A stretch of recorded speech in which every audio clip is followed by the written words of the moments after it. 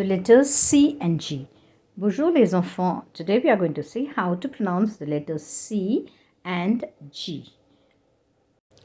The letter C, it can be pronounced like the letter S, that is S, or the letter K, that is K.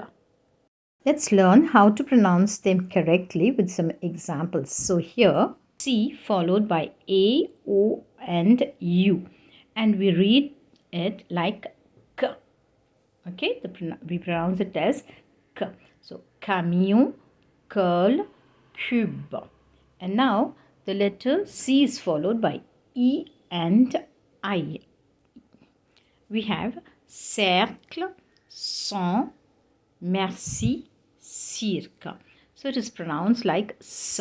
So, remember, before E and I, it will be pronounced S. So, here you have one word with both combinations, ceci, meaning this. But C can also have an sibilant before A, O and U and is pronounced as S.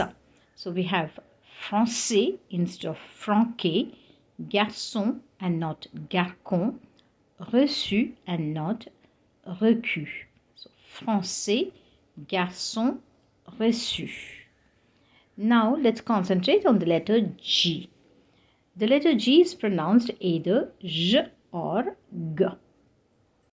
So here before A, O and U, G is pronounced as G like in garden. So we have gare, gomme, langue.